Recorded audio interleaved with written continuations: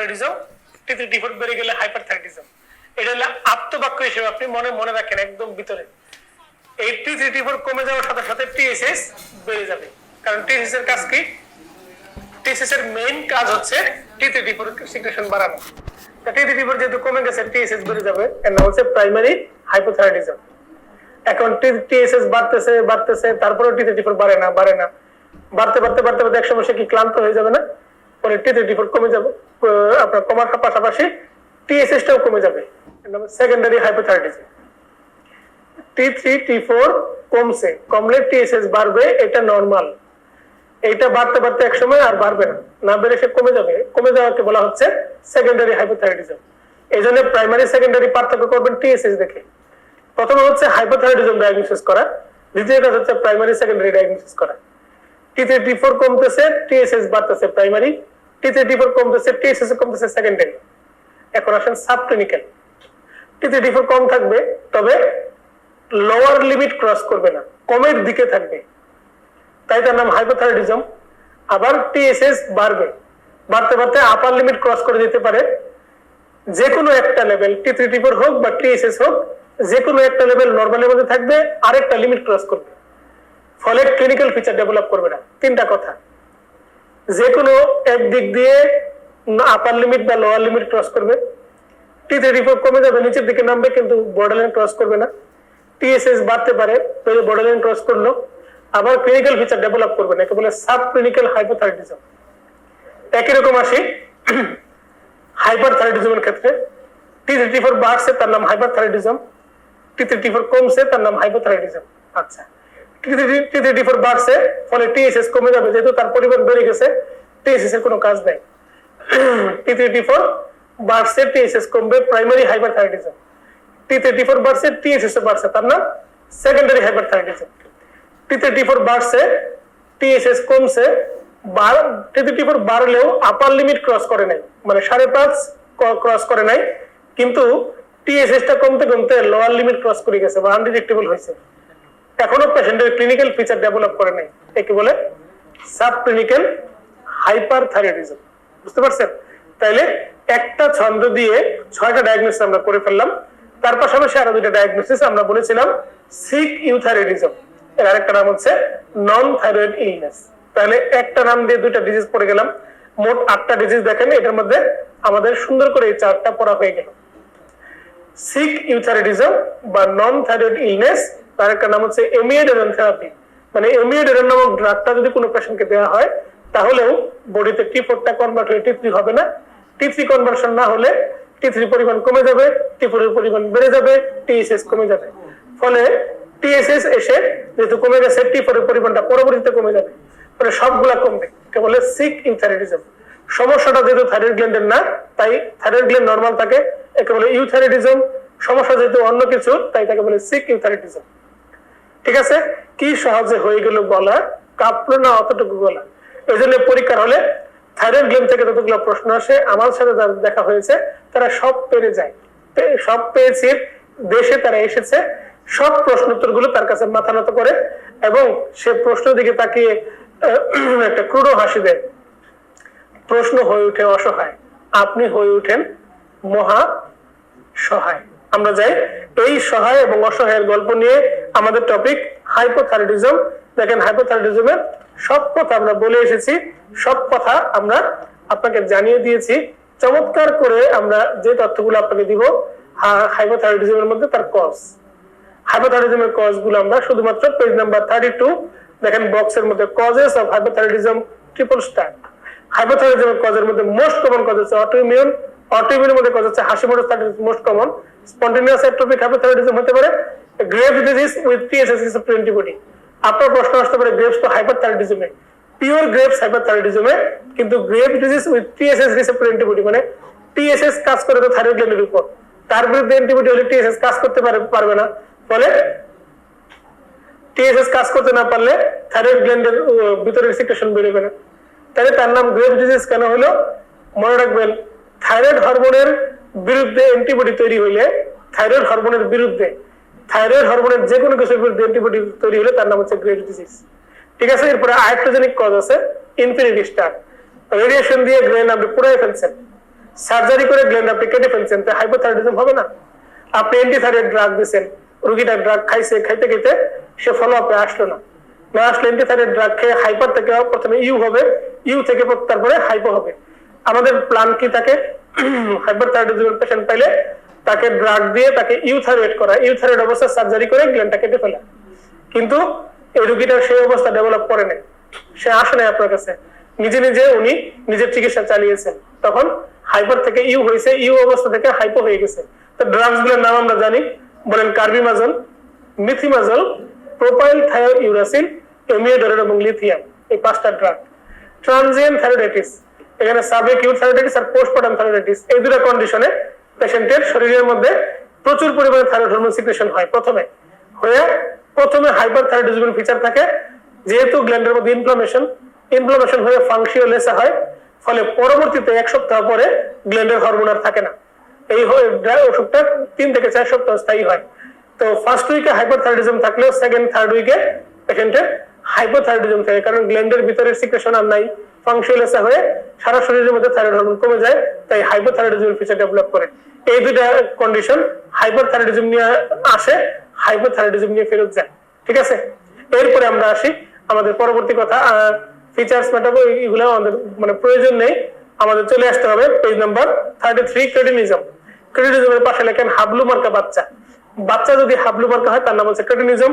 তার কজ গুলো দেখেন, কজ গুলো সব মায়ের কজ, মানে পিতারা যেমন বলে তোমার ছেলে তোমার মেয়ে এটা করছে সেটা করছে, এইটা হলো তার গ্রাউন্ড বা অরিজিন। কারণ কি, কারণ হচ্ছে সন্তানেরা পিতার কাছ থেকে শুধুমাত্র XY বা ছেলে হওয়ার বৈশিষ্ট্য লাভ করে, আর অল্প কিছু জেনেটিক বৈশিষ্ট্য লাভ করে, যেটা শুধুমাত্র থাকে আপনার এই নিউক্লিয়াসের মধ্যে, আর বাকি সকল স্পার্মের যে নিউক্লিয়াসটা থাকে সেখান থেকে পায়, আর বাকি সকল বৈশিষ্ট্য সে মায়ের কাছ থেকে পায়।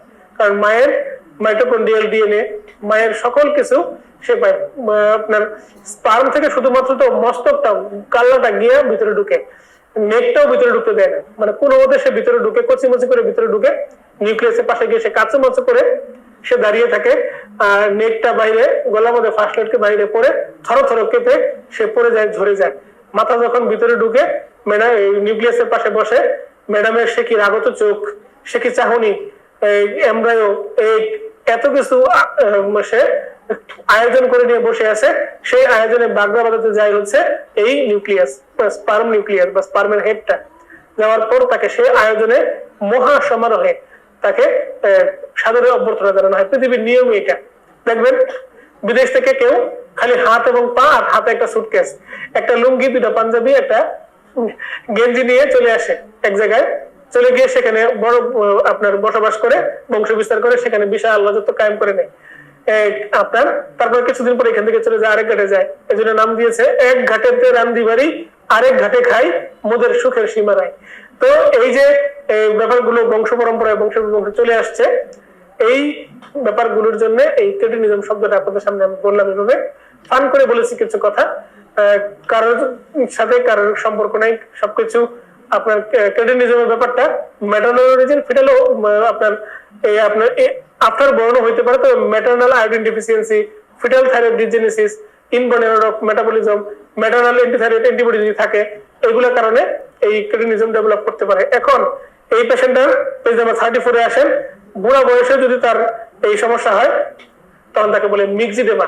তাহলে বুড়া বয়সে যদি বোকাশোকা থাকে তাকে আমরা বলি বকলু, আর বাচ্চা বয়সে বোকাশোকা থাকলে তাকে আমরা বলি হাবলু। তাহলে বকলু মার্কা অ্যাডাল্ট আর হাবলু মার্কা বাবু, একে বলা হচ্ছে হাইপোথাইরয়েডিজমের সিভিয়ার কন্ডিশন।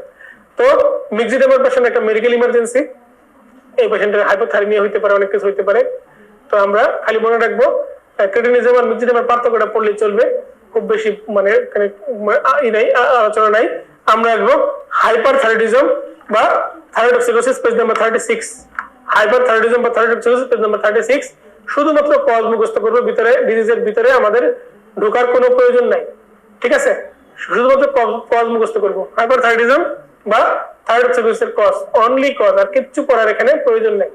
হাইপারথাইরয়েডিজম বা থাইরয়েডক্সিকোসিস দেখেন, মোস্ট কমন কজ হচ্ছে গ্রেভস ডিজিজ, শুধু পিওর গ্রেভস, তারপরে মাল্টিনোডুলার গয়টার, তারপরে সলিটারি থাইরয়েড এডেনোমা, তারপরে হচ্ছে আপনার থাইরয়েডাইটিস, থাইরয়েডাইটিস সাবএকিউট, আর একটা হচ্ছে পোস্টপার্টাম। এই যে নামগুলো, এইগুলো আমাদের মোস্ট কমন কজ থাইরয়েডাইটিস এর মধ্যে আমরা বলেছিলাম আপনার প্রথমে হাইপারথাইরয়েডিজম ফিচার নিয়ে রোগীটা আসে, তারপরে হাইপারথাইরয়েডিজম ডেভেলপ করে, হাইপারথাইরয়েডিজম নিয়ে আসে, পরে হাইপোথাইরয়েডিজম ডেভেলপ করে। আমরা যাব এরপরে গ্রেভ ডিজিজ সম্পর্কে অল্প কয়েকটা কথা আমরা জানবো। প্রথম পারে ডেফিনিশনটা পড়বে, এটা একটা অটোইমিউন থাইরয়েড ডিসঅর্ডার, যার কারণে টিএসএস রিসেপ্টরের বিরুদ্ধে অ্যান্টিবডি হইতে পারে, অথবা T3T4 হরমোন যে জায়গায় কাজ করে তার বিরুদ্ধে অ্যান্টিবডি হইতে পারে। ফলে বডিতে T3T4 এর পরিমাণ বাড়তে থাকবে, তার তো কাজ করতে পারবে না। পরিমাণ বাড়তে বাড়তে বডির সকল ক্যাটাবলিজম ইফেক্ট হবে। বডিকে ভেঙে দিলে ভাঙা ফ্র্যাগমেন্ট গুলো জমা হবে চোখের পিছনে জমা হয়ে চোখটা বাইরের দিকে বের করে দিবে, তার নাম মিউকোপলিস্যাকারাইড। জমা হবে চোখের পিছনে, চোখটা বাইরের দিকে চলে আসবে, তার নাম কি? প্রোপটোসিস। বলে গ্রেভস অপথ্যালমোপ্যাথি। তো এটা কাদের বেশি হয়? ফিমেলদের বেশি হয়। গ্রেভ ডিজিজটা ফিমেলদের বেশি হয়, ঠিক আছে? তো ক্লিনিক্যাল ফিচার গোইটার, এক্সোপথ্যালমাস, তারপরে retraction of upper eyelid, corneal ulceration, diplopia. Exophthalmia যখন হবে তখন কর্নিয়াটা বাইরের দিকে বের হয়ে থাকবে, ড্রাই হয়ে যাবে, ভিজুয়াল একুইটি লস হবে, পেপিলোডিমা থাকবে, ভিটিলিগো থাকবে, পেশেন্টের ডিজিটাল ক্লাবিং থাকতে পারে, এবং প্রিটিবিয়াল মিক্সিডেমা থাকতে পারে। ইনভেস্টিগেশন T3T4 টিএসএস করে করব, আর রেডিও আইডির আপটেক টেস্ট করব। ইউথাইরয়েড স্টেটে নিয়ে পেশেন্টকে আমরা অ্যান্টিথাইরয়েড ড্রাগ দিয়ে ইউথাইরয়েড করব। ইউথাইরয়েড স্টেটে নেওয়ার পর পেশেন্টকে সার্জিক্যাল রিমুভাল করব, এবং প্রয়োজনে পেশেন্টকে রেডিয়েশন দিয়ে পুরাই দিব। তারপরে লাইফ লং অ্যান্টিথাইরয়েড ড্রাগ দিব। T3T4 এর বিরুদ্ধে অ্যান্টিবডি হইতে পারে, তারপরে থাইরয়েড পারঅক্সিডেজের বিরুদ্ধে অ্যান্টিবডি থাকতে পারে, থাইরোগ্লোবুলিনের বিরুদ্ধে অ্যান্টিবডি থাকতে পারে, সবগুলো থাকতে পারে। তবে গ্রেভ ডিজিজে সকল অ্যান্টিবডি থাকতে পারে, অটোইমিউন হাইপোথাইরয়েডিজমে সকল অ্যান্টিবডি থাকতে পারে। আবার নরমাল পপুলেশনে কিছু অ্যান্টিবডি থাকতে পারে, আর ট্রানজিয়েন্ট থাইরয়েডাইটিসে কিছু অ্যান্টিবডি থাকতে পারে, ঠিক আছে? এই পেশেন্টগুলোর হাইপো এবং হাইপোথাইরয়েডিজমের ডিফারেন্সের মধ্যে ডেভিডসন থেকে আমরা একটা চার্ট নিয়েছি, পেজ নাম্বার 38। এটা আপনার যারা মেডিসিন ফ্যাকাল্টিতে পরীক্ষা দেবেন তাদের জন্য লাগবে, যারা সার্জারি বা অন্য ফ্যাকাল্টিতে পরীক্ষা দেবেন তাদের জন্য প্রয়োজন নাই, ঠিক আছে? পেজ নাম্বার 39 শুধু মেডিসিন ফ্যাকাল্টিতে যারা পরীক্ষা দিবেন তাদের জন্য লাগবে। Surgery faculty, paediatrics faculty, basic paraclinical ফ্যাকাল্টির জন্য এইটা এই পেজ নাম্বার 39 প্রয়োজন নাই, ঠিক আছে? Page number 39। থাইরয়েড টক্সিকোসিস হলে কি কি ফাইন্ডিং পাবো? অতিরিক্ত কিছু এনজাইম বাড়বে লিভারের, বিলিরুবিন বাড়বে, কারণ থাইরয়েড হরমোন গুলো এগুলোতে ইনফিলট্রেট করবে এবং তার ডিসফাংশন করবে, এখানে গ্লাইকোসিডিয়া করতে পারে। আর হাইপোথাইরয়েডিজমে ফ্যাটি সাবস্টেন্স গুলো জমা হয় বেশি বেশি, ফ্যাটি সাবস্টেন্স গুলো জমা হয়ে পেশেন্টের সিরাম কিছু এনজাইম বাড়বে, লিভারের এনজাইম গুলো হাইপারকোলেস্টেরমিয়া হবে, এনিমিয়া হবে। কেন হবে? কারণ থাইরয়েড হরমোন বডিতে ইলেকট্রোপয়েটিক ফ্যাক্টর হিসেবে কাজ করে, ইলেকট্রোপয়েটিক ফ্যাক্টর বডিতে নাই, তো এনিমিয়া হবে। আর নর্মোক্রমিক নর্মোসাইটিক এনিমিয়া, হাইপোনেট্রিমিয়া হবে, কারণ ডাইলিউশনাল হাইপোনেট্রিমিয়া হয়, ঠিক আছে? তো আমরা আসি page number 40, hormones of parathyroid gland. চমৎকার একটা গ্ল্যান্ড, থাইরয়েড গ্ল্যান্ডের পাশেই থাকে প্যারাথাইরয়েড গ্ল্যান্ড। এই গ্ল্যান্ডের সাইজটা দেখেন 6/4 মিলিমিটার ইন সাইজ, তার oval shaped, 0.5 centimetre in size, yellowish colour, weight হচ্ছে 50 সেন্টিমিটার। প্রত্যেকটা গ্ল্যান্ডের ওয়েট 50 মিলিগ্রাম, এত ছোট পিচ্ছি। ব্লাড এবং নার্ভ সাপ্লাই থাইরয়েড গ্ল্যান্ডের মতো, সংখ্যা 4টা, আপার দুটো ডেভেলপ করে 4th ফ্যারিঞ্জিয়াল পাউচ, আর লোয়ার টু ডেভেলপ করে 3rd pharyngeal pouch. Half life হচ্ছে 20 মিনিটের কম, এবং এর চিপ সেল থাকে কিছু, অক্সিপিল সেল থাকে কিছু। চিপ সেল থেকে এই প্যারাথাইরয়েড হরমোন সিনথেসিস এবং রিলিজ হয়। এখান থেকে আমাদের পড়াশোনার যে টপিকটুকু দেখেন, একদম নিচে 40 নম্বর পেজে, types of hyperthyroidism, hyper parathyroidism, primary, secondary এবং টারশিয়ারি। প্রাইমারির কজগুলো দেখেন তার নিচে লেখা আছে: সিঙ্গেল এডেনোমা, মাল্টিপল এডেনোমা, নোডুলার হাইপারপ্লাসিয়া, তারপরে কার্সিনোমা। এটা হচ্ছে প্রাইমারি হাইপারপ্যারাথাইরয়েডিজমের কজ। সেকেন্ডারি হাইপারপ্যারাথাইরয়েডিজমের কজগুলো তার পাশে নিচে লেখা আছে: ক্রনিক রেনাল ফেইলিউর, ম্যালঅ্যাবজর্পশন এবং অস্টিওমেলাসিয়া। আর টারশিয়ারি, এটা কজগুলো তো টারশিয়ারি, নিজে নিজে অটোনোমাসলি ফাংশনিং হাইপারপ্যারাথাইরয়েডিজম। টারশিয়ারির আরেকটা নাম হচ্ছে অটোনোমাসলি ফাংশনিং হাইপারপ্যারাথাইরয়েডিজম, নিজে ফাংশনিং মেইনটেইন করে। তারপরে সিরাম ক্যালসিয়াম লেভেল দেখেন প্রাইমারি এবং টারশিয়ারিতে বাড়ে, আর পিটিএস তার পরিমাণটা কোনো সাবটেস্ট হয় না, নরমাল থাকে। আর সেকেন্ডারিতে দেখেন ক্যালসিয়াম লেভেল কমে যায় আর প্যারাথাইরয়েড লেভেল বেড়ে যায়, কারণ ক্যালসিয়াম লেভেল কমে গেলে প্যারাথাইরয়েড হরমোন তো বাড়বেই, ঠিক আছে? পেজ নাম্বার 41 আসলে পড়ার প্রয়োজন নেই আপনাদের জন্য, কারণ নিচের যে ছকটা, এই ছকের মধ্যে আমরা সবকিছু উল্লেখ করে দিয়েছি। পেজ নম্বর 42 তে একটু আসেন, ক্যালসিয়াম হোমিওস্ট্যাসিসের ডিস্ট্রিবিউশনটা। উপরে যে ছকটা আছে একটা স্টার দিবেন, ক্যালসিয়াম হোমিওস্ট্যাসিসের ডিস্ট্রিবিউশন। পেজ নাম্বার 42, দেখেন 42 ক্যালসিয়াম হোমিওস্ট্যাসিস ডিস্ট্রিবিউশনটা। এখন 42 ক্যালসিয়াম হোমিওস্ট্যাসিসটা একটা স্টার দেন, ক্যালসিয়াম হোমিওস্ট্যাসিস একটা স্টার। আমাদের সারাদিনে 800 মিলিগ্রাম ক্যালসিয়াম আমরা নেই, এর মাঝে আউটপুট 800 মিলিগ্রামই হয়, ইউরিন দিয়ে 200 যায় আর 600 যায় হচ্ছে স্টুল দিয়ে, ঠিক আছে। এরপর আসেন 43 নাম্বার পেজ, ক্যালসিয়াম আমাদের বডিতে কিভাবে মেইনটেইন হয়। প্যারাথাইরয়েড হরমোন কি করে, 125 ডাইহাইড্রোক্সিক্যালসিফেরল কি করে, ক্যালসিটোনিন কি করে, ইনফিনিটি স্টার। এখান থেকে পরীক্ষা একটা প্রশ্ন আপনি আনসার করবেনই। এখন প্যারাথাইরয়েড হরমোন বোনের উপর কাজ করে, কিডনির উপর কাজ করে, ইন্টেস্টাইনের উপর কাজ করে। 125 ডাইহাইড্রোক্সিক্যালসিফেরল তিনটার উপরে কাজ করে, কিন্তু ক্যালসিটোনিন ইন্টেস্টাইনের উপর কোনো কাজ করে না। তো ক্যালসিটোনিনের পাশে লিখে রাখেন it has no action on intestine, it has no action on intestine, ঠিক আছে। এরপরে নিচে আসেন আরো কিছু হরমোন আছে যারা ক্যালসিয়াম হোমিওস্ট্যাসিসে হেল্প করে। গ্লুকোকর্টিকয়েড ক্যালসিয়াম লেভেল কমায়, গ্রোথ হরমোন ক্যালসিয়াম লেভেল বাড়ায়, থাইরয়েড হরমোন হাইপারক্যালসিমিয়া করে, হাইপারক্যালসিউরিয়া করে, দুটোই করে সে। ইস্ট্রোজেন অস্টিওপোরোসিস প্রিভেন্ট করে, ইনসুলিন ক্যালসিয়াম লেভেল কমায়। পরীক্ষা প্রশ্ন আসছিল ক্যালসিয়াম লেভেল কারা কমায়, তাহলে ক্যালসিটোনিন ক্যালসিয়াম কমায়, গ্লুকোকর্টিকয়েড বা কর্টিসল ক্যালসিয়াম কমায়, তারপরে ইনসুলিন ক্যালসিয়াম কমায়। ICC Indian cricket council, I মানে ইনসুলিন, সি মানে কর্টিসল আর সি মানে ক্যালসিটোনিন, মনে থাকবে আইসিসি, এরা ক্যালসিয়াম লেভেল বডিতে কমায়, ঠিক আছে। এটা ক্যালসিয়াম হোমিওস্ট্যাসিস একটা চিত্র, ক্যালসিয়াম কমবে, ফসফেট কমছে। তারপরে কোলিক্যালসিফেরল থেকে কিভাবে আপনার active form of vitamin D3 তৈরি হয় সেই একটা ফিগার দেখানো হয়েছে এখানে, আমরা আপনারা পড়েছেন ছোটবেলায়। এখানে 1 আলফা হাইড্রোক্সিলেজের ভূমিকাটা অসীম। দেখেন 7 কোলিক্যালসিফেরল থেকে 25 হাইড্রোক্সিকোলিক্যালসিফেরল হলো, এখান থেকে 125 হয়েছে কিভাবে, কিডনি থেকে 1 আলফা হাইড্রোক্সিলেজ নামক এনজাইম, এই 1 আলফা দিছে বলে এই কাজটা হয়েছে। কিডনি থেকে 1 আলফা হাইড্রোক্সিলেজ নামক একটা এনজাইম বের হয়, এখানে দেয় বলে এই যে 25 থেকে 125 ডাইহাইড্রোক্সিকোলিক্যালসিফেরল হচ্ছে, বুঝতে পারছেন। এটা খুব ইম্পর্টেন্ট একটা স্টেপ। কিডনির পাশে লেখা রাখেন 1 আলফা হাইড্রোক্সিলেজ, ঠিক আছে। তো প্যারাথাইরয়েডেক্টমি করে ফেলে কি সমস্যা হবে, ক্যালসিয়াম লেভেল আস্তে আস্তে কমতে থাকবে, নিউরোমাসকুলার হাইপারএক্সাইটেবিলিটি হবে, এগুলো আমাদের প্রয়োজন নেই পরীক্ষার জন্য। আপনি আসেন effects of low ionised calcium. পরীক্ষায় যদি প্রশ্ন আসে যে ইম্পেয়ার্ড ব্লাড ক্লটিং হবে নিম্ন কোন ফ্যাক্টরের কারণে, ক্যালসিয়াম দিলে ফলস, ক্যালসিয়াম আয়ন দিলে ট্রু, ক্যালসিয়াম দিলে ফলস, ক্যালসিয়াম আয়ন দিলে ট্রু, ঠিক আছে।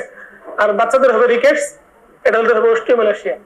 রিকেটস ছোট একটা নাম, বাচ্চাদের হবে ছোটদের হবে, আর অস্টিওমেলাসিয়া অনেক বড় নাম, এডাল্টদের হবে, এডাল্ট তো বড়। হাইপোপ্যারাথাইরয়েডিজমের কজ শুধু পড়বেন, প্যারাথাইরয়েডিজমের কজ বেশিরভাগ ক্ষেত্রে সার্জারির কারণে হয়, বা থাইরয়েড গ্ল্যান্ড কাটতে গিয়ে প্যারাথাইরয়েড কেটে ফেলে।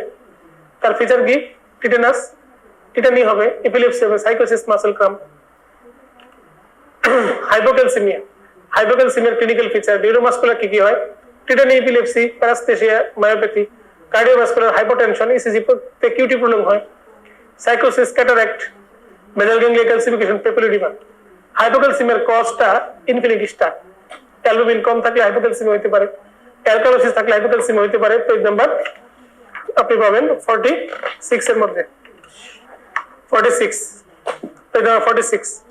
তারপরে vitamin D deficiency, chronic renal failure, তারপরে অ্যাকিউট প্যানক্রিয়াটাইটিস, সিউডো হাইপোপ্যারাথাইরয়েডিজম, এগুলো তো হতে পারে। মনে রাখবেন হাইপার ক্যালসিমিয়া হলে অ্যাকিউট প্যানক্রিয়াটাইটিস হয়, আর অ্যাকিউট প্যানক্রিয়াটাইটিসের কমপ্লিকেশন হিসেবে ক্যালসিয়াম কমে যায়। ক্যালসিয়াম বাড়লে অ্যাকিউট প্যানক্রিয়াটাইটিস হবে, আর অ্যাকিউট প্যানক্রিয়াটাইটিস হওয়ার পর ক্যালসিয়াম কমবে। তাই hypercalcaemia is a cause of acute pancreatitis, but hypocalcaemia is a complication. মনে থাকবে। টিটানি, টিটানি আসলে বাচ্চাদের মূলত হয়, টিটানি বাচ্চাদের, ইন চিলড্রেন কার্বোপেটাল স্পাজম স্টাইডর হবে, কনভালশন হতে পারে, কিন্তু অ্যাডাল্টদের এরকম টিপিক্যাল ফিচার আসলে হয় না। অ্যাডাল্টদের অত বেশি টিপিক্যাল ফিচার, টিংলিং হইতে পারে, পেইনফুল কার্বোপেটাল স্পাজম হতে পারে, স্টাইডর হতে পারে, কিন্তু আপনার অ্যাডাল্টে খুব কম হয়, একটু মানে অত বেশি হয় না। ল্যাটেন্ট টিটানিতে আমরা ট্রাউসিয়াসাইন, ভস্টেক্সাইন পাই।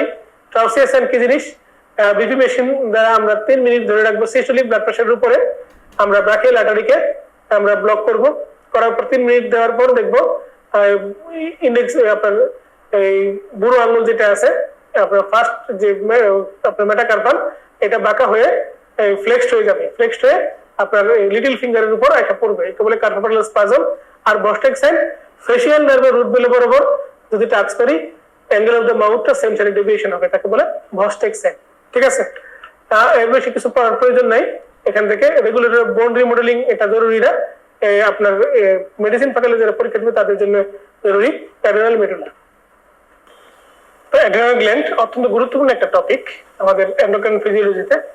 আমরা আপনাকে বলেছিলাম যে সবার আগে থাইরয়েড গ্ল্যান্ড দিয়ে পড়াশোনা শুরু করবেন, এরপরে অ্যাড্রেনাল গ্ল্যান্ডটা পড়বেন। এই সেই অ্যাড্রেনাল গ্ল্যান্ড যা আপনি সেকেন্ড অপশনে পড়বেন। অ্যাড্রেনাল গ্ল্যান্ড থেকে একাধিক প্রশ্ন সাধারণত আসে, একটি প্রশ্ন তো আপনি পাবেনই, একাধিক প্রশ্ন আনসার করতে হতে পারে অ্যাড্রেনাল গ্ল্যান্ড থেকে। ক্লিনিক্যাল মিলিয়ে আরো বেশি প্রশ্ন আপনার অ্যাড্রেনাল গ্ল্যান্ড থেকে আসবে। তখন চলুন আমরা দেখি অ্যাড্রেনাল গ্ল্যান্ডের অ্যানাটমি আমাদের কি বলে। তার সাইজটা 50 millimetre, 30 millimetre by 10 millimetre. Right sided adrenal gland triangular আর লেফট সাইডে হচ্ছে সেমিলুনার। 10 ভাগের 9 ভাগ হচ্ছে কর্টেক্স যা মেসোডার্ম থেকে ডিরাইভড, আর 1 ভাগ হচ্ছে মেডুলা যা নিউরাল ক্রেস্ট থেকে ডিরাইভড। তো এই কথাগুলো আমরা আবারও বলেছি। তো ব্লাড সাপ্লাইটা খুব important. Superior suprarenal artery, middle suprarenal artery আর ইনফেরিয়র সুপারএনাল আর্টারি নামের মধ্যে ইন্টারেস্টিং আছে। সুপিরিয়রটা branch of inferior phrenic artery, মিডলটা ব্রাঞ্চ অফ অ্যাবডোমিনাল এওরটা আর ইনফেরিয়রটা branch of renal artery. Venous ড্রেনেজের মধ্যে একই রকম একটা ছন্দ আছে। ভেনাস ড্রেনেজ সুপিরিয়র, মিডল এবং ইনফেরিয়র সুপারএনাল ভেইন আছে। তবে ভেনাস ড্রেনেজের মধ্যে predominant vein mainly middle suprarenal vein যেটা, সেটা রাইট সাইডের ভেইনটা ড্রেন করে ইনফেরিয়র ভেনা কাভাতে, লেফট সাইডের যে ভেইনটা আছে ওই ভেইনটা ড্রেন করে রেনাল ভেইনকে। লেফট সাইডেরটা ড্রেন করে রেনাল ভেইনকে। যেই কথাটি না জেনে পরীক্ষার হলে যা বোকামি হবে তার নাম হচ্ছে permissive action of cortisol. Adrenal যে কর্টেক্সের হরমোন আছে কর্টিসল, তার পারমিসিভ অ্যাকশন, অর্থাৎ এই কাজটা সে নিজে নিজে করে না, তার সামনে সে সায় দেয়, অন্যকে দিয়ে করায়, মানে এটাকে তার সামনে ঘটে, সে সেখানে উপস্থিত থাকে। কি গ্লুকাগন এবং ক্যাটাকোলামাইনের ক্যালোরিজেনিক অ্যাকশনে এই কর্টিসলের উপস্থিতি প্রয়োজন হয়। লাইপোলাইসিস, ভেসোকনস্ট্রিকশন এবং bronchodilation action produced by catecholamines required cortisol, কর্টিসলের প্রয়োজন হয়। এখন আসেন আমরা যাই অ্যাড্রেনাল গ্ল্যান্ডের যে হরমোন আছে, page number 49, principal adrenal steroid. Principal adrenal steroid, infinity star, মানে অ্যাড্রেনাল স্টেরয়েড হরমোনগুলো কারা, পরীক্ষা প্রশ্ন আসে নিম্নের কারা কারা স্টেরয়েড হরমোন অথবা নিম্নের কার কার কোলেস্টেরল নিউক্লিয়াস আছে। নিম্নের কোন কোন হরমোনের কোলেস্টেরল নিউক্লিয়াস আছে এটা বলে শুধু হরমোনগুলো আনসার হবে, আর নিম্নের কার কার কোলেস্টেরল নিউক্লিয়াস আছে সেটা বললে কোলেস্টেরল নিউক্লিয়াস যুক্ত অন্য পদার্থও আনসার হবে। প্রথমে আসি আমরা mineralocorticoid, page number 51। Mineralocorticoid, page number 51। Mineralocorticoid বলতে মূলত অ্যালডোস্টেরনকে বোঝায়। অ্যালডোস্টেরনের ফাংশন কি? ফাংশন হচ্ছে সোডিয়াম, ক্লোরিন এবং ওয়াটার রিটেনশন করে, পটাশিয়াম এবং হাইড্রোজেনকে সে বের করে দেয়। পটাশিয়াম এবং হাইড্রোজেনকে বের করে দেয়। এই জন্য মিনারেলোকর্টিকয়েড থাকলে বা অ্যালডোস্টেরন থাকলে সোডিয়াম, ক্লোরিন এবং ওয়াটার রিটেনশন হবে, বডিতে এর পরিমাণ বাড়বে, পটাশিয়াম কমে যাবে, হাইড্রোজেন কমে যাবে। সোডিয়াম, ক্লোরিন এবং ওয়াটার তার বন্ধু, আর পটাশিয়াম এবং হাইড্রোজেন তার শত্রু। বন্ধু তুমি, শত্রু তুমি। দেখেন তার ইফেক্ট গুলো, রেনাল ইফেক্ট, সার্কুলেটরি ইফেক্ট, সোয়ার গ্ল্যান্ড ইফেক্ট অন জিআইটি, সবগুলোর মূল কাজ হচ্ছে তার সোডিয়াম, ক্লোরিন এবং ওয়াটারকে রিটেন করা, পটাশিয়াম এবং হাইড্রোজেনকে বের করে দেয়া। নিচে আসেন ডিফারেন্ট স্ট্রেসফুল কন্ডিশন আমাদের বডিতে কি কি আছে। ডিফারেন্ট স্ট্রেসফুল কন্ডিশন আমাদের বডিতে কি কি আছে দেখেন, trauma, infection, cold or heat, intense burn, surgery আর স্টারভেশন। এই ছয়টা কন্ডিশনকে আমাদের গাইটন সাহেব স্ট্রেসফুল কন্ডিশন বলে উল্লেখ করেছেন। অ্যালডোস্টেরন সিক্রেশনের রেগুলেশন, মোস্ট পটেন্ট রেগুলেশন হচ্ছে serum potassium status. Potassium level যদি বেড়ে যায়, renin, angiotensin, aldosterone system activity মাধ্যমে আমাদের বডিতে এই অ্যালডোস্টেরন সিক্রেশনটা বেড়ে যায়। এছাড়া পরবর্তী পৃষ্ঠায় দেখেন আমাদের সুন্দর করে ছোট্ট করে দুটা লাইন লেখা আছে এবিসি অফ বায়োকেমিস্ট্রির জাস্ট উপরে, যে প্লাজমা সোডিয়াম কনসেন্ট্রেশন এবং এসিটিএইচ এর মিনিমাম রোল আছে, অল্প সামান্য রোল। মূলত চারটা রেগুলেটরি মেকানিজম, একটা হচ্ছে হাইপারক্যালিমিয়া, একটা হচ্ছে রেনিন, এনজিওটেনসিন, অ্যালডোস্টেরন সিস্টেম, আর একটা হচ্ছে আপনার আমাদের বডিতে সোডিয়াম কনসেন্ট্রেশন কম আর এসিটিএইচ, এরা রেগুলেশন করে। এছাড়া 8টা কন্ডিশন আছে, এরা অ্যালডোস্টেরন সিক্রেশন লেভেলকে condition that increase aldosterone secretion, 8টা কন্ডিশন। এর মধ্যে প্রথম চারটাতে অ্যালডোস্টেরনের সাথে সাথে কর্টিসল বাড়ে, পরের চারটাতে কর্টিসল বাড়ে না। প্রথম যেটা কি, surgery, anxiety, physical trauma, haemorrhage, এতে অ্যালডোস্টেরন বাড়বে, কর্টিসল বাড়বে। পরে যে চারটা, high potassium intake, low sodium intake, constriction of inferior vena cava, তারপরে স্ট্যান্ডিং, এইসব কন্ডিশনে শুধু অ্যালডোস্টেরন বাড়বে কিন্তু কর্টিসল বাড়বে না। কথাটা বুঝতে পারছেন এই বক্সটাকে, এই ছকটাকে? তারপরে চলে আসেন পরবর্তী পেজ, মিনারেলোকর্টিকয়েড সরি গ্লুকোকর্টিকয়েড। গ্লুকোকর্টিকয়েডের যে পরের পেজটা আছে খুব ভালো করে খেয়াল করেন, এটা ইনফিনিটি স্টার। গ্লুকোকর্টিকয়েডের মধ্যে আপনি যে পড়াশোনাটা, প্রথম কথা লিখবেন গ্লুকোকর্টিকয়েড একটা ক্যাটাবলিক হরমোন। এটা একটা ক্যাটাবলিক হরমোন, দেখেন ভালো করে, কার্বোহাইড্রেটকে ভাঙে, প্রোটিনকে ভাঙে, লিপিডকে ভাঙে, মূলত সে একটা ক্যাটাবলিক হরমোন। নিচে চলে আসেন পেশা নাম্বার 54 এ আমরা যাব। 54 number page, permissive action of glucocorticoid. এটা আমরা আগে পড়ে এসেছি। ক্যালোরিজেনিক অ্যাকশন অফ আপনার গ্লুকাগন এবং catecholamine, lipolysis, pressure effect, bronchodilation action of catecholamine. তারপরে ইমিউন সাপ্রেসিভ ইফেক্ট তার আছে। ইমিউন সাপ্রেসিভ ইফেক্ট, সে লিম্ফোসাইটকে কমায়। আর ব্লাড সেলের উপর তার ফাংশন কি? বেল পরে পেন বাড়ে, বেল পরে পেন বাড়ে, বেল পরে পেন বাড়ে, বেল পরে পেন বাড়ে। বেজোফিল, ইওসিনোফিল লিম্ফোসাইট কমে, আর পেন পিইএন পেন বাড়ে। প্লাটিলেট, ইরিথ্রোসাইট, নিউট্রোফিল, এই তিনটা সেল তার পরিমাণ বাড়ে আর তিনটা সেলের পরিমাণ কমে। বেল পরে পেন বাড়ে, ঠিক আছে? বেল পরে পেন বাড়ে, বেল পরে আমরা বলি না বেল পরে মানে ঘন্টা পরে বা বেল পরে, আর পেন বাড়ে মানে প্লাটিলেট, ইরিথ্রোসাইট আর নিউট্রোফিল, বড় বড় সেলগুলোর সংখ্যা বাড়ে, ছোট ছোট সেলগুলোর সংখ্যা কমে। মূলত WBC cell, basophil, eosinophil, lymphocyte, যেহেতু সে লিম্ফোসাইটের পরিমাণটা কমায়, এই কারণে ইমিউনিটি সাপ্রেসের উপর তার একটা ভূমিকা আছে। এই কারণে ইমিউনিটি সাপ্রেসের উপর তার একটা ভূমিকা আছে, বুঝতে পারছেন? এরপরে দেখেন নিচে একটা ছক দেয়া আছে, যে আমরা আগেই পড়ে এসেছি, এই জন্য এটা পড়া লাগবে না। চলে আসেন পেজ নম্বর 55 নম্বর পেজ, 55 কুশিং সিনড্রোমের ছবিটা। কুশিং সিনড্রোমের এই ছবিটাই খুব ইম্পর্টেন্ট পেশেন্টের জন্য।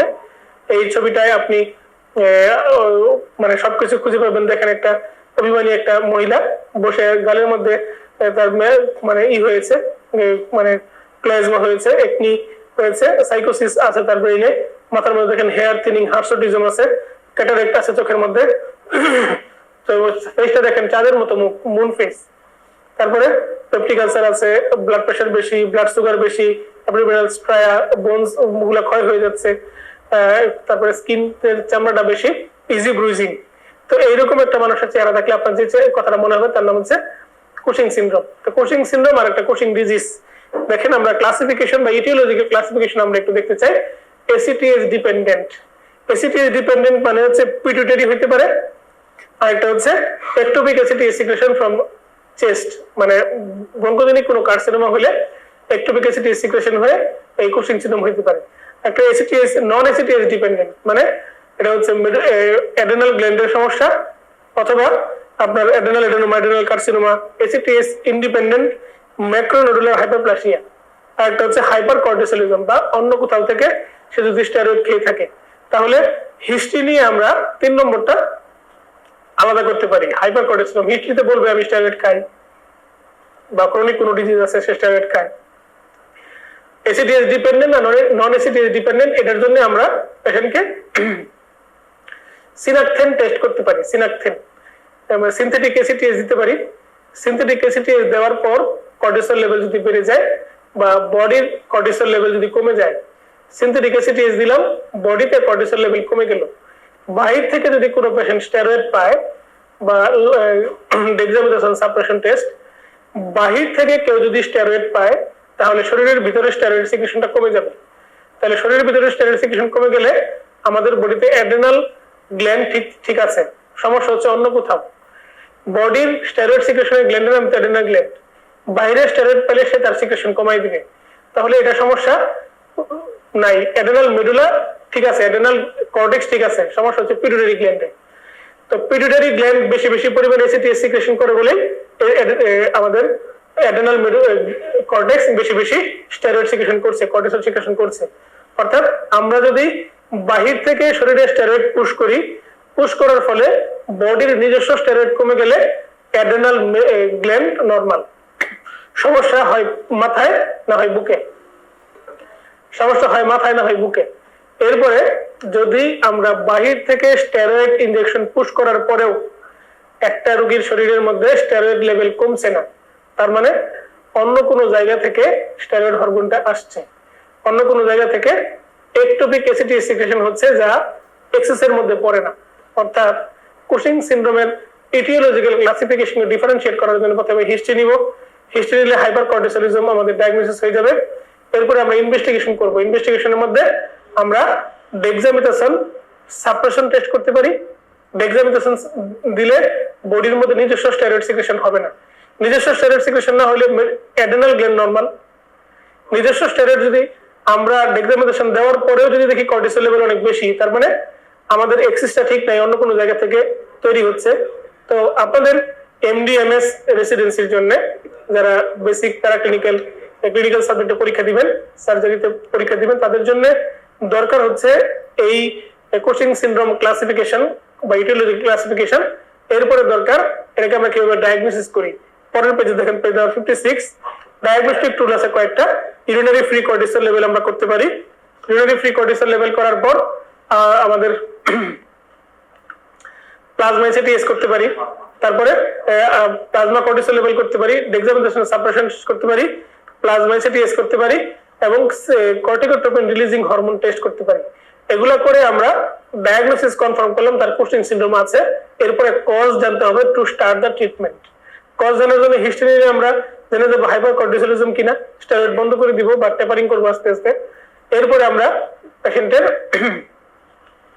যে আমরা ডেক্সামেথাসোন সাপ্রেশন টেস্ট করতে পারি, তারপরে মাথার একটা এমআরআই করতে পারি, চেস্টের একটা এইচআরসিটি করতে পারি, অ্যাবডোমিনাল এমআরআই করতে পারি।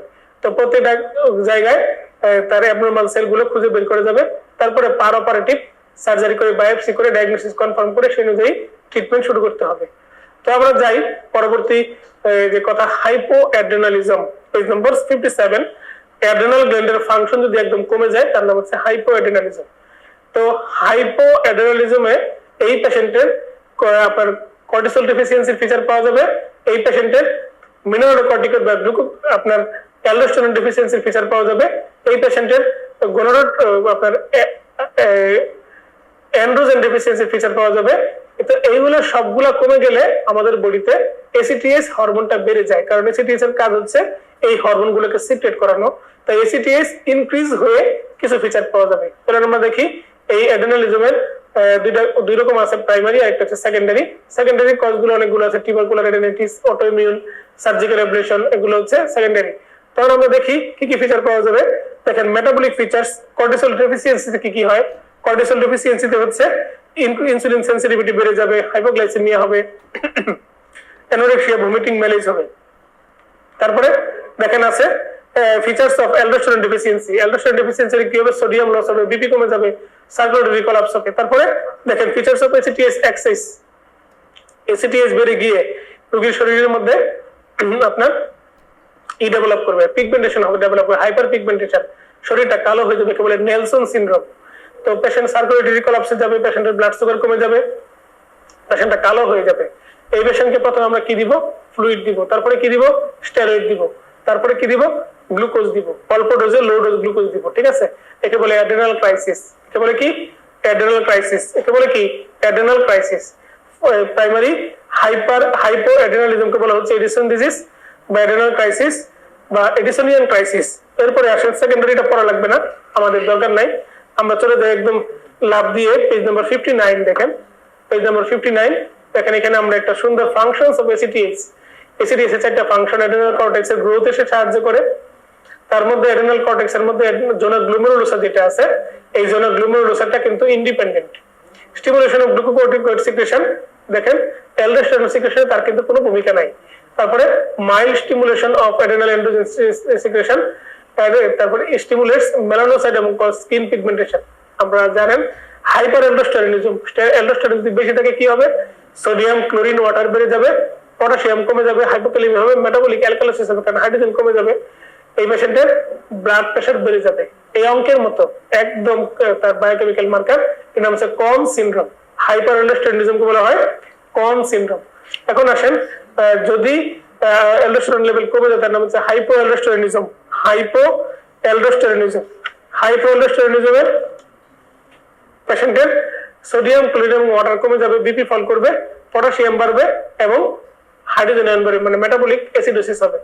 তো হাইপারইন্ডাস্ট্রিয়ালিজম এগুলো থেকে বের হয়ে এসে আমরা চলে যাই অ্যাড্রেনাল মেডুলারি হরমোন বা অ্যাড্রেনাল মেডুলা সম্পর্কে আমরা জানবো।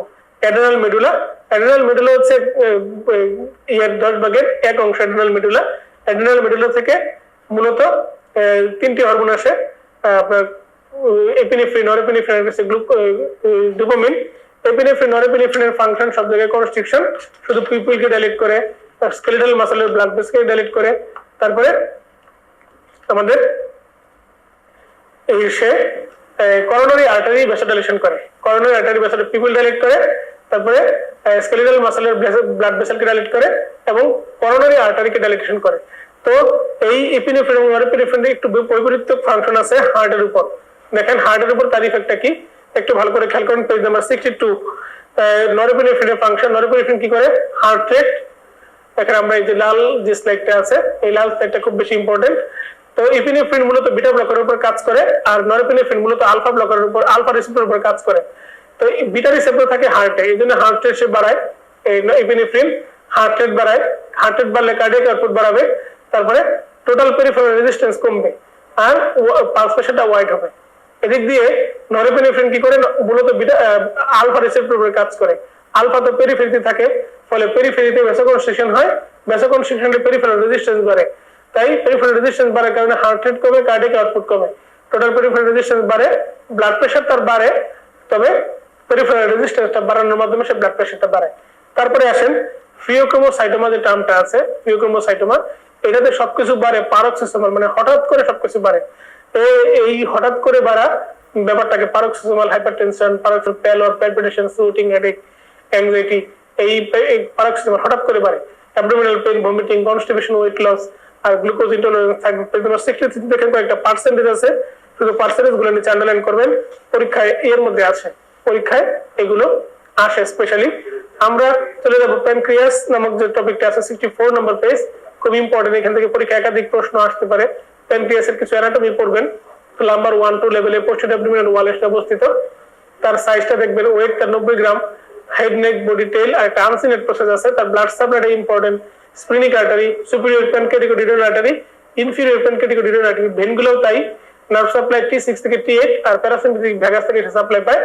ডরসাল এবং ventral pancreatic bud of foregut থেকে সে ডেভেলপ করে। তো প্যানক্রিয়াটিক হরমোনগুলো আলফা, বিটা, গামা, ডেল্টা, আর একটা হচ্ছে এফ সেল থেকে প্যানক্রিয়াটিক পলিফেন আসে। এইটা একটা স্টার দেন কোন কোন জায়গা থেকে কি কি হরমোন আসে। ইনসুলিন সম্পর্কে কয়েকটা কথা, তার অ্যামিনো অ্যাসিডের সংখ্যা 51টা, এই জন্য তাকে বলা হয় পেপটাইড, পলিপেপটাইড হরমোন। আলফা চেনে আছে, বিটা চেনে আছে, আলফা চেনে থাকে 21টা অ্যামিনো অ্যাসিড, বিটা চেনে থাকে 20-30টা অ্যামিনো অ্যাসিড। সে এন্ডোপ্লাজমিক রেটিকুলাম থেকে সে আসে, তার নাম হয় প্রি প্রো ইনসুলিন, এরপরে প্রো ইনসুলিন, এরপরে সে ইনসুলিন হিসেবে হয়। তার সাথে সাথে একটা করে সি পেপটাইড নামক একটা সাবস্টেন্স রিলিজ করে, সি পেপটাইড। এই সি পেপটাইড প্রতিটা ইনসুলিনের সাথে একটা করে রিলিজ হয়। তাই সি পেপটাইডের সংখ্যার উপর ভিত্তি করে বোঝা যায় টাইপ 1 ডায়াবেটিস না টাইপ 2 ডায়াবেটিস। সি পেপটাইডের সংখ্যা যদি অনেক কম থাকে তাহলে বুঝতে হয় টাইপ 1 ডায়াবেটিস, কারণ বডি ইনসুলিন সিক্রেট করতে পারছে না। আর সি পেপটাইডের সংখ্যা যদি বেশি থাকে তাহলে বুঝতে হবে টাইপ 2 ডায়াবেটিস, কারণ ইনসুলিনকে আমরা মেজার করতে পারি না। বডিতে প্রচুর পরিমাণে ইনসুলিন রিলিজ হচ্ছে কিন্তু বডিতে ইনসুলিন কাজ করছে না। Type 2 diabetes insulin resistance develop করে। আমরা দেখব পেজ নাম্বার 65, দেখেন 65 নাম্বার পেজে এই ইয়ারতে ইনসুলিনের আপনার চেহারাটা দেখেন, সি পেপটাইডের চেহারাটা দেখেন এখানে। তারপরে আসেন 65 নাম্বার পেজ, তার ইনসুলিনের কাজ, এডিপোজ টিস্যুর উপর ইনসুলিনের কাজ, এটা ইনফিনিটি স্টার, এডিপোজ টিস্যুর উপর ইনসুলিনের কাজ। দেখেন inhibition of hormone sensitive lipase, hormone sensitive লাইপেজকে সে ইনহিবিট করে, আর লিপোপ্রোটিন লাইপেজকে সে অ্যাক্টিভ করে। তো লিপোপ্রোটিন লাইপেজকে অ্যাক্টিভ করে একটা ইম্পর্টেন্ট কাজ, হরমোন সেনসিটিভ লাইপেজকে ইনহিবিট করে একটা ইম্পর্টেন্ট কাজ। এটা মনে রাখার পর বাকি সব বলে গেলেও আমি কষ্ট পাবো না। পেজ নাম্বার 66 এ আমরা একটু আসবো। ইনসুলিন ইনসেনসিটিভ সেলগুলা ইনফিনিটি স্টার, ইনসুলিন ইনসেনসিটিভ সেলগুলা। এর আগে একটা দেখতে পারেন প্রিন্সিপাল অ্যাকশনস অফ ইনসুলিন, মিনিটসে কি করে, ইন্টারমিডিয়েট অ্যাকশন মানে সেকেন্ডসে কি করে, মিনিটসে কি করে এবং আওয়ার্স এর মধ্যে সে কি ফাংশন করে। তবে তার চেয়ে বেশি ইম্পর্টেন্ট হচ্ছে ইনসুলিন ইনসেনসিটিভ সেলগুলা। মাথা থেকে নিচে নেমে আসবে, মাথার মধ্যে আছে নিউরন, চোখের মধ্যে আছে কর্নিয়া এবং লেন্স, তারপরে হার্টের মধ্যে আছে আরবিসি এবং প্লাটিলেট। দেখেন আরবিসি এবং ডাব্লিউবিসি, আরবিসি এবং ডাব্লিউবিসি। তারপরে একটু নিচে নামেন, আছে আমাদের লিভার, হেপাটোসাইট, বাম পাশে আছে প্যানক্রিয়াস, বিটা সেল, ইন্টেস্টাইন, এন্টেরোসাইট। তারপরে নিচে নামেন, কিডনির মধ্যে আছে রেনাল টিউবুলার সেল, তার নিচে ফিমেলের ক্ষেত্রে আছে প্লাসেন্টা। বুঝতে পারছেন? এই যে আপনার এই সিরিয়াল গুলা দেখবেন এমনি মুখস্থ থাকবে। আমি অনেকবার চেষ্টা করছি মুখস্থ করার, মুখস্থ হয় না, পরে সিরিয়াল করে মনে রাখছি উপর থেকে নিচে, আমাদের এটা সবসময় মনে থাকে, যে কোনো সময় আমি আনসার করতে পারি। তারপরে সাবস্টেন্স উইথ ইনসুলিন অ্যাক্টিভিটি একবার রিডিং দিতে পারেন, খুব বেশি জরুরি নয়। আমরা যাব পরের পেজ নম্বর 68 এ। এর মাঝখানে আর কিছু পড়া লাগবে না, বাকিগুলো আপনি না পড়লেও আপনি কভার করতে পারবেন পুরোটাই। পেজ নাম্বার 68, ইনসুলিনের মেটাবলিক অ্যাকশন আমরা বলে ফেলেছি আগে, এখানে লাগবে না। হাইপারগ্লাইসেমিয়া কেন হয়, হাইপোগ্লাইসেমিয়া কেন হয়, আমরা সেগুলো যাচ্ছি না। পেজ নাম্বার 68 এ আমরা আসি। দেখেন hormones that counteract the function of insulin, infinity star. সবার আগে দেখেন লেখা আছে তার ভাই glucagon, cortisol, epinephrine, norepinephrine, growth hormone, thyroid hormone. এরপরে আসেন factors affecting insulin secretion, infinity star. 3টা স্টার দেয়া আছে, আপনি হাইলাইট করুন এবং ইনফিনিটি স্টার দেন। এরপরে আসেন গ্লুকাগন, গ্লুকাগনের নিচে লেখেন ছোট করে, it is a catabolic hormone. সবকিছু ইনসুলিনের উল্টা, সবকিছু ইনসুলিনের উল্টা। It is a catabolic hormone, সবকিছু ইনসুলিনের উল্টা। ইনসুলিন যা করে তার উল্টা কাজ হচ্ছে গ্লুকাগনের কাজ। তারপরে পেজ নাম্বার 70 তে একটা গ্লুকোজ ট্রান্সপোর্টার ইন ম্যামালস এর কথা লেখা আছে। এটা খুব বেশি ইম্পর্টেন্ট না রেসিডেন্সির জন্য। আপনারা চলে আসেন 71 নাম্বার পেজ, ডায়াবেটিস মেলিটাস সম্পর্কে আমরা কিছু কথা জানবো। তার টাইপ, ডায়াবেটিস মেলিটাসের টাইপটা খুব important. Type 1 diabetes, type 2 diabetes.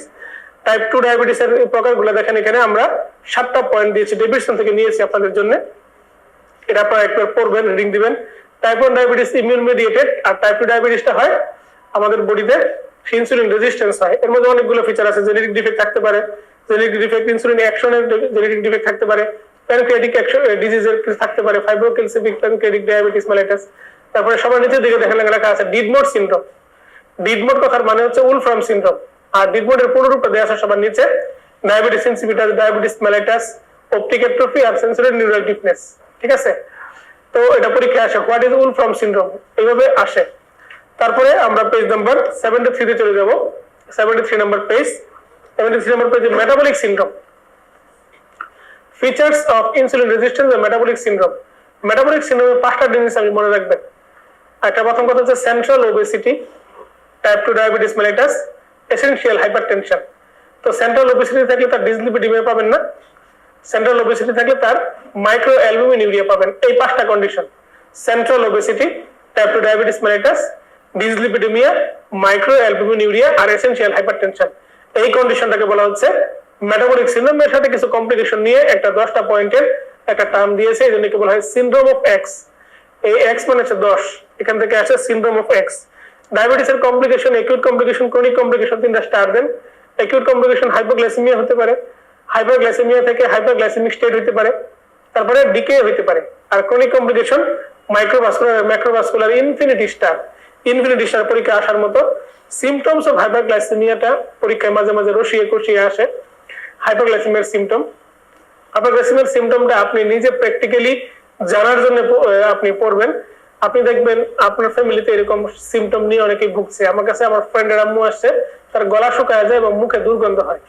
তো আমি ওনার অনেকগুলো প্রেসক্রিপশন দেখেছি, ওরাল এন্ড ডেন্টাল সার্জনদের কাছে গিয়েছেন উনি, তারা তাকে মেডিকেশন দিয়েছেন, কিন্তু ওনার মানে উন্নতি হচ্ছে না। আমি ওনাকে ওজিটিটি করতে দিয়েছিলাম, অনেকদিন পরে আমাকে করে রিপোর্ট দিয়েছে। প্রতিদিন সকালবেলা আমাকে ফোন দেন, ফোন দিয়ে আমাকে বললেন যে ভালো হচ্ছে না, ভালো হচ্ছে না। আমি তো ওনাকে ওজিটিটি করতে বলেছি, উনি তো করেন না। প্রতিদিন আমি বলি একই রকম মেজাজ নিয়ে ওই রিপোর্টটা করে আমাকে জানান, একই রকম মেজাজ দিয়ে। আপনি অবাক হয়ে যাবেন যে কি পরিমাণ কঠিন এই কাজটা। একই রকম মেজাজ দিয়ে আপনি রোগীকে প্রেসক্রিপশন করেছেন, রোগী আপনার প্রেসক্রিপশন ফলো করলো না, আপনার কাছে একটু মনের মধ্যে আবেগ কাজ করবে। আমার এই আবেগটা কাজ করে না, উনি ফলো করেনি, আবার একটু বুঝিয়ে শুনিয়ে ফলো করানো। আমি সেই আবেগটা মনের মধ্যে ঢুকতে দিই না, যে আমি রাগ করবো কেন, আমি ওইটা ওই জায়গায় ক্লোজ করে দিই। মনে করে আমি কাউকে প্রেসক্রিপশন করেছি, উনি আমাকে আমার কথা শুনবেন না বা শুনবেন, যাই হোক না কেন, কেউ যদি কথা শুনেন, উনি সুস্থ হন, আমি খুশি হই। কেউ কথা না শুনলেন, নির্ধারিত নিয়ম ফলো করলেন না, উনি সুস্থ হচ্ছেন না, আমি অখুশি হই না তার প্রতি, আমি এক্সপেকটেশন করি না। ফলে তাকে আবারও বুঝাই দিই মনের মধ্যে সে আবেগটা কাজ করে না আর কি, এই কাজটা চেষ্টা করবেন করতে, আপনি ভালো থাকবেন। তারপর আমাকে বলছে, আমি বললাম আবারও যে আপনি রিপোর্টটা করে জানেন ফাস্টিং ব্লাড সুগার স্যাম্পলটাও তার পজিটিভ আসছে, 2 hours আপনার 75 গ্রাম গ্লুকোজটাও পজিটিভ আসছে। পরে ওনাকে অ্যান্টিডায়াবেটিক ড্রাগ দিয়েছে, এখন উনি খুব ভালো আছেন। তো খুব মানে একটা ডমিনেন্ট ফিচার হচ্ছে আপনার হাইপারগ্লাইসেমিয়ার ফিচার, এটা হচ্ছে আপনার পেশেন্টের এই থার্স্ট এবং ড্রাই মাউথ একটা ডমিনেন্ট ফিচার। পলিউরিয়া, নকচুরিয়া, তারপরে পলিডিপসিয়া, পলিফেজিয়া, এগুলো তো বলবে, ব্লারিং ভিশন, প্রায়োরিটিস ভালভা নিয়েও কেউ আসতে পারে, নৌশিয়া, হেডেক, এগুলো নিয়েও কেউ আসতে পারে। তো পেজ নাম্বার 74 হাইপোগ্লাইসেমিয়ার যে ফিচারগুলো একদম নিচে দেখেন, most common symptoms of hypoglycaemia, এটা না পড়ে পরীক্ষা হলে দেওয়াটা বোকামি হবে। হাইপোগ্লাইসেমিয়ার ফিচার, ডায়াবেটিসের ডায়াগনোসিস তো অতিরিক্ত করে করানো হয়। এটা আপনার ফাস্টিং স্যাম্পল 7 বা তার বেশি হলে ডায়াবেটিস, আর 2 hours আপনার 75 গ্লুকোজ 11.1 বা তার বেশি হলে ডায়াবেটিস। তো ফাস্টিং স্যাম্পল যদি 6.1 থেকে 7 এর আগে হয় কে বলে আইএফজি বা ইম্পেয়ার্ড ফাস্টিং গ্লুকোজ, আর 2 hours আপনার 75 গ্লুকোজ যদি 7.8 থেকে 11.1 এর মধ্যে থাকে তার নাম আইজিটি, আর 6.1 এর কম থাকলে নরমাল ফাস্টিং, 7.8 এর কম থাকলে নরমাল, 2 hours আপনার 75 গ্লুকোজ। বুঝতে পারছেন, ডায়াগনোসিস তিনটা, নরমাল, আইজিটি, আইএফজি বা প্রি ডায়াবেটিস, আর একটা হচ্ছে ডায়াবেটিস। তো এরপরে ট্রিটমেন্ট শুরু করতে হবে HbA1c দেখে। HbA1c 10 এর কম থাকলে একরকম, 10 এর বেশি থাকলে একরকম, তবে নতুন গাইডলাইন বলছে 8.5, ভালো করে খেয়াল রাখবেন। আপনার পরীক্ষার জন্য এটা ইম্পর্টেন্ট নয়, পরীক্ষার জন্য ইম্পর্টেন্ট কথা হচ্ছে দেখেন পরের পেজ নম্বর 76, HbA1c নরমাল হচ্ছে 5 থেকে 6.5%, 1% HbA1c ডিফারেন্স 2 মিলিমোল গ্লুকোজের ডিফারেন্স ইকুইভ্যালেন্ট, আর 2 মিলিমোল গ্লুকোজ মানে 36 milligram per decilitre of glucose, ঠিক আছে। 1 মিলিমোল মানে 18 milligram per decilitre of glucose. তো ইম্পর্টেন্স কি আমরা জানি, HbA1c আমাদের বডিতে আপনার 3 থেকে 4 মাসের গ্লুকোজের হিসাব নিকাশ করে। আমাদের 3 থেকে 4 মাসে আমাদের বডির হিমোগ্লোবিন কতগুলো আরবি গ্লুকোজের সংস্পর্শে আসছে তার হিসাবকে বলা হচ্ছে HbA1c। ডায়াবেটিস নিউরোপ্যাথির মধ্যে আমরা একটু সামান্য পড়বো। ডায়াবেটিস নিউরোপ্যাথি সম্পর্কে আমাদের জানার প্রয়োজন আছে। ডায়াবেটিস নিউরোপ্যাথির মধ্যে আমরা আপনার ভিসেরাল সিম্পটম গুলোর মধ্যে গ্যাস্ট্রোইন্টেস্টাইনাল আর সিউডোমোটর, এই দুটো পড়বো। কার্ডিওভাস্কুলার তিনটা, কার্ডিওভাস্কুলার, গ্যাস্ট্রোইন্টেস্টাইনাল, একটা সিউডোমোটর। দেখেন কার্ডিওভাস্কুলার ইফেক্ট কি, postural hypertension, resting tachycardia, fixed heart rate. Gastrointestinal হচ্ছে জিআইটি প্রবলেম হবে, ডিসপেজিয়া হবে, গলা ব্যথা, পেট ব্যথা মাঝে মাঝে হয়, এবং কনস্টিপেশন হয়, ডায়রিয়া হয়, সবকিছু হয়। সিউডোমোটর কি দেখেন, গাস্ট্রাইটিস সোয়েটিং, খাচ্ছেন কপাল ঘামছে। নকটার্নাল সোর্স উইদাউট হাইপোগ্লাইসেমিয়া হচ্ছে না কিন্তু তারপর রাত্রেবেলা ঘেমে গেছেন। আর একটা হচ্ছে দেখেন অ্যানহাইড্রোসিস, মানে পায়ের মধ্যে ফাটা, ঠিক আছে, এটাকে বলা হচ্ছে সিউডোমোটর ফিচার। এই তিনটা পড়লে যথেষ্ট। ডায়াবেটিক নেফ্রোপ্যাথিটা খুব ইম্পর্টেন্ট পরীক্ষার জন্য না, বাস্তব জীবনের জন্য। ডায়াবেটিক নেফ্রোপ্যাথি ম্যানেজমেন্ট আপনার যাওয়ার আগে পেশেন্টে দেখবেন অ্যালবুমিন ক্রিয়েটিনিন রেশিও করবেন। Albumin creatinine ratio total protein হিসাব করা যায় মাইক্রোঅ্যালুমিনিউরিয়ায়, তবে সবচেয়ে সহজ হচ্ছে albumin creatinine ratio. Albumin creatinine ratio যদি 30 এর বেশি হয় পেশেন্টকে এসি ইনহিবিটর দিবেন, আর aggressive cardiovascular risk factor reduction করতে হবে, তা নাহলে পেশেন্ট কার্ডিওভাস্কুলার মর্টালিটি ডেভেলপ করতে পারে। তো এখন আসি আমরা ডায়াবেটিসের একটা গুরুত্বপূর্ণ কমপ্লিকেশন, ডায়াবেটিক কিটোএসিডোসিস। অনেকভাবেই আমরা পড়েছি ছোটবেলায় পড়াশোনা খুব কঠিন লাগতো এটাকে, পরে বড় হয়ে আমি পড়াশোনা করতে গিয়ে এটাকে সহজ করার চেষ্টা করেছি, যে আমার কাছে কঠিন লাগতো, অন্যদের কাছে হয়তো কঠিন লাগে, তবে আমার সামনে যিনি আছেন আপনি খুবই ব্রিলিয়েন্ট একজন পার্সন, আপনার সাথে কথা বলছি আমি। এটাকে ডিকেএ আমরা এক কথায় বলে থাকি। ডিকেএ কে ডায়াগনস্টিক ক্রাইটেরিয়ার জন্য আমরা ডিকেএ এই 3 ভাগে ভাগ করেছি। ডি মানে ডায়াবেটিস হাই, কে মানে কিটোন বডি, আর এ মানে অ্যাসিডোসিস। তো ডিকে এর ডায়াগনস্টিক ক্রাইটেরিয়া ডিকে। এর ট্রিটমেন্ট অপশন কি? ট্রিটমেন্ট হচ্ছে নিকাহ। এন মানে হচ্ছে নরমাল স্যালাইন, আই মানে আইভি ইনসুলিন, কে মানে পটাশিয়াম মানে ক্যালিয়াম, আর এ মানে অ্যান্টিবায়োটিক প্রোফাইল্যাক্সিস, আর এস মানে বাইকার্বনেট। আমরা ডায়াবেটিক কিটোএসিডোসিস নিয়ে আসা সকল রোগীকে বাইকার্বনেট দেই না, মেইনলি ফ্লুইড থেরাপিটাই দেই। তবে এবিজি করে যার পিএইচ 7.1 এর কম থাকে তাকে বাইকার্বনেট দেওয়ার নিয়ম আছে, ঠিক আছে। এরপরে আসেন page number 81, man syndrome. Man syndrome একে আমরা বলি মাল্টিপল এন্ডোক্রাইন নিওপ্লাসিয়া বা ম্যান সিনড্রোম। তো এই ম্যান সিনড্রোমের পেশেন্ট গুলাকে মনে রাখা খুব সহজ, man 1, man 2, man 3, man 4। Man 1 syndrome, man 1 syndrome মানে হচ্ছে আপনার 3P। প্রথমে আসেন কপালে পিটুইটারি অ্যাডেনোমা, তারপরে আসেন গলায় প্যারাথাইরয়েড অ্যাডেনোমা, তারপরে আসেন বুকে হচ্ছে আপনার প্যানক্রিয়াটিক অ্যাডেনোমা। 3P। ম্যান 2 মানে হচ্ছে 2P মানে প্যারাথাইরয়েড আর ফিওক্রোমোসাইটোমা, আর এম মানে হচ্ছে মেডুলারি কার্সিনোমা থাইরয়েড। ম্যান 2 সিনড্রোমের একটা বিকল্প রূপের নাম হচ্ছে ম্যান 3 সিনড্রোম।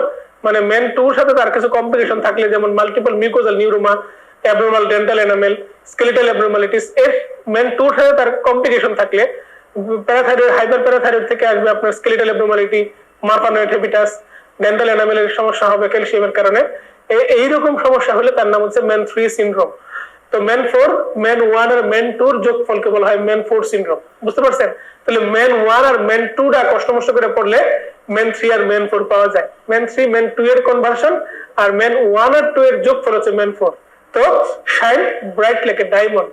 সো আমরা ডায়মন্ডের মতো ব্রাইট হব এবং উইল বি ব্রাইটার। রিপ্রোডাক্টিভ সিস্টেমের মধ্যে আমাদের অত্যন্ত গুরুত্বপূর্ণ পড়া হচ্ছে mail reproductive system, primary sex organ, secondary sex organ কারা, একবার রিডিং দিলেই হবে। মনে রাখবেন প্রাইমারি সেক্স অর্গান হচ্ছে টেস্টিস, অ্যাক্সেসরি বা সেকেন্ডারি সেক্স অর্গান হচ্ছে এপিডিডিমিস, বাস ডিফারেন্স, সেমিনাল ভেসিকল, প্রোস্টেট এবং পেনিস।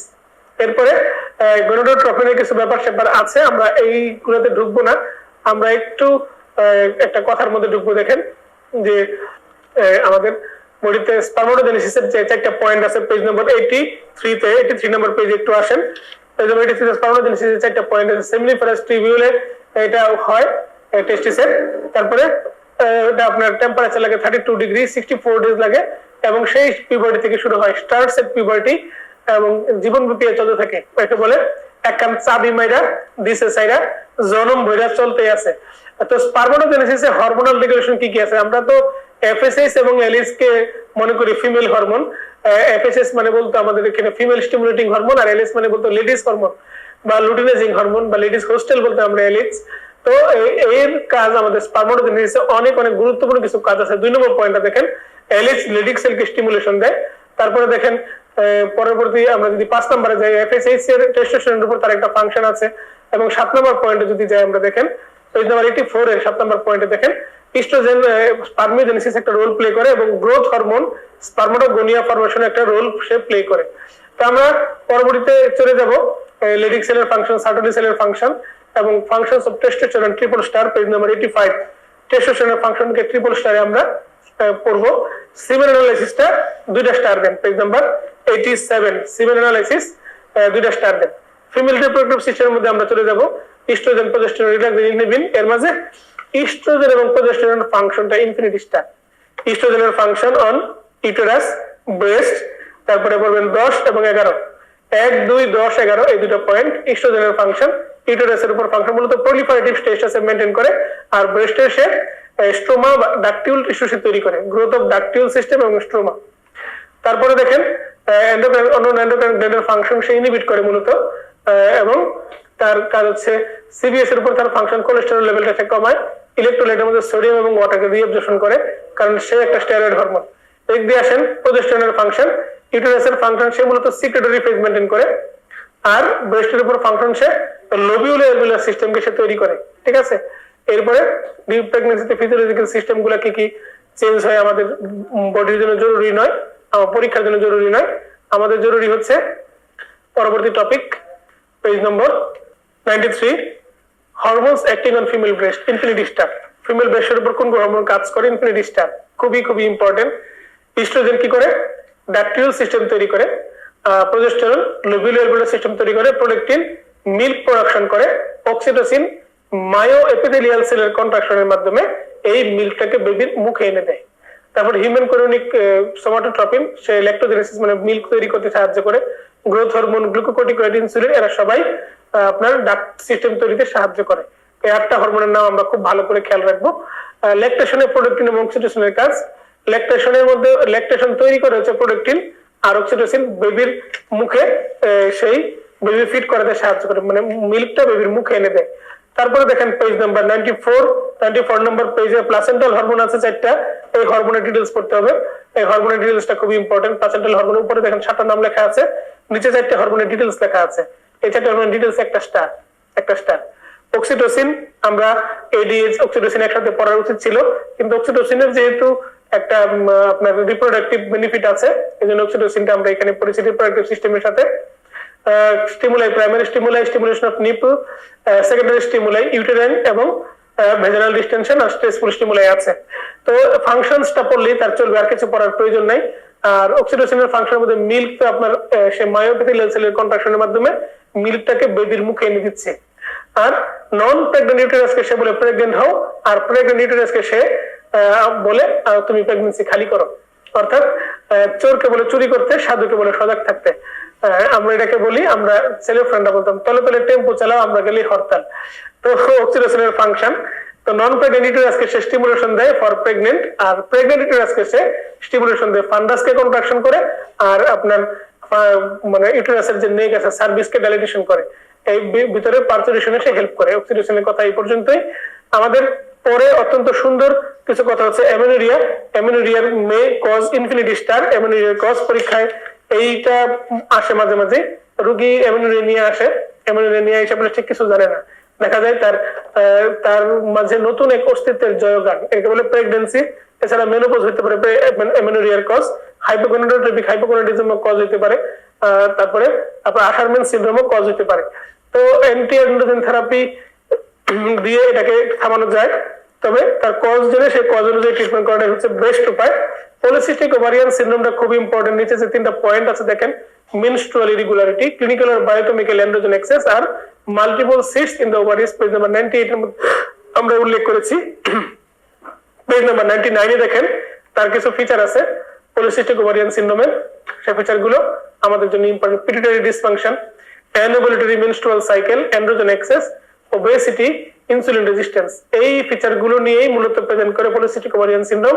সবগুলোর মেইন ট্রিটমেন্ট হচ্ছে তাকে ওয়েট লুজ করতে হবে, ওয়েট লুজ করলে এগুলা ইমপ্রুভ করে যায়। তো হাইপারপ্রোলেকটিনিমিয়া একটা ইনফিনিটি স্টার হলো একটা বক্স কজোলজি, ফিজিওলজিক্যাল কজ আছে কিছু, দেখেন এখানে আমরা ফিজিওলজিক্যাল 8টা কজ দিয়েছি, তারপরে দেখেন কিছু ড্রাগ ইনডিউসড কজ, এই 2টা পড়লেই চলবে। ড্রাগ ইনডিউসড কজের মধ্যে ডোপামিন ডিপ্লিটিং ড্রাগ আছে, ডোপামিন অ্যান্টাগনিস্ট আছে, মানে ডোপামিনের বিরুদ্ধে যারা কাজ করে তারাই মূলত এই হাইপারপ্রোলেকটিনিমিয়া এবং পরবর্তীতে ল্যাকটেশন করার জন্য দায়ী, বা যাকে আমরা বলি গ্যালাক্টোরিয়া। তারপরে দেখেন আমাদের এই একটা এই গাইনোকোমেশিয়া একটা কজ, মানে development of breast in case of male is called gynaecomastia infinity star. গাইনোকোমেশিয়ার মেইন কজ হচ্ছে ফিজিওলজিক্যাল, পিউবার্টিতে প্রায় সকল ছেলেরই গাইনোকোমেশিয়া থাকে। ইডিওপ্যাথিক কজ আছে, কিছু ড্রাগ ইনডিউসড কজ আছে, ড্রাগ ইনডিউসড কজের পাশে আপনি লিখে রাখেন painful gynaecomastia, cimetidine, digoxin, cyproterone acetate, spironolactone, diethylstilbestrol, chlorpromazine, আর একটা লেখেন ক্যানাবিস, এগুলাতে পেশেন্টের গাইনোকোমেশিয়া ডেভেলপ করতে পারে। তো আমি ছোটবেলায় একটা মানুষ কথা শুনতাম যে গাঞ্জা খাইলে পাঞ্জা বাড়ে, গাঞ্জা খাইলে পাঞ্জা বাড়ে, পাঞ্জা মানে কি? পাঞ্জা মানে মনে করতাম হাতের পাঞ্জা। পরে এক সময় আমি বুঝতে পারলাম যে পাঞ্জা মানে আসলে গাইনোকোমেশিয়া। তো এটা আমি শিখেছি একজন গাঞ্জাখোরের কাছ থেকে। তো ganjakhor is also my teacher. So আমাদের অনেক কথা আমরা বলি বা শুনি, কিন্তু সেগুলো আমাদের অর্থ অনেকে না বুঝে বলি। গাঞ্জা খাইলে পাঞ্জা বাড়ে। তো আপনি গাইনোকোমেশিয়া ড্রাগ ইনডিউসড কজ গুলা পরীক্ষা আসবে, আপনি আনসার করবেন, আপনি নিশ্চয়ই পরীক্ষা আনসার করবেন, আপনি এটা মানে ভাবনার কিছু নাই। তো এই জন্য কবিগুরু বলেছেন, সখী ভাবনা কাহারে বলে, সখী যাতনা কাহারে বলে, তোমরা যে বলো দিবস রজনী ভালোবাসা ভালোবাসা। সেই ভালোবাসাকে সামনে নিয়ে আমরা একদম লাস্ট স্লাইড পেজ নাম্বার 101 দেখেন আমরা নিয়ে এসেছি আদার হরমোন সিক্রেটিং অর্গান। কিডনি থেকে কিছু হরমোন আসে, হার্ট থেকে কিছু আসে, পিনিয়াল গ্ল্যান্ড থেকে আসে মেলাটোনিন। এই মেলাটোনিনের কাজগুলো, এই মেলাটোনিন পিনিয়াল গ্ল্যান্ডকে যেন থার্ড আই বলা হয়, কারণ পিনিয়াল গ্ল্যান্ড হচ্ছে আমাদের বডিতে থার্ড ভেন্ট্রিকল থেকে অ্যারেজ করে, এবং ছোটকালে এটা বড় থাকে, বড়কালে এটা ছোট হয়ে যায়। এটা মূলত আমাদের গোনাডাল ফাংশনের উপর ইনহিবিটরি ইফেক্ট দেয়। তো এটা যদি ছোট থাকে আপনার গোনাডাল হরমোনের উপর, বড় থাকলে গোনাডাল ইফেক্টটা কম বেশি হয়, ফলে গোনাডের ফাংশনটা কম বিকশিত হয়। আর যখন থাকে না আস্তে আস্তে বড় হতে থাকে মানুষ, আর পিনিয়াল গ্ল্যান্ড ছোট হতে থাকে, ফলে গোনাডের উপর ইনহিবিটরি ইফেক্টটা কমতে থাকে। এই জন্য বুড়া বয়সে বিমূর্তি দেখা দেয়। অনেক মানে বই আছে বাংলায়, বুড়ো শারিকের ঘাড়েরও কি বলে সভ্যতা, তো এগুলো হচ্ছে বুড়া বয়সের বিমূর্তি। তো এই হরমোনটা হচ্ছে আপনার রাতে বাড়ে, তার সিক্রেশন বা অ্যাক্টিভিটিস দিনে কমে, এবং অন্ধকারাচ্ছন্ন অঞ্চলে হরমোন অ্যাক্টিভিটিস বাড়ে।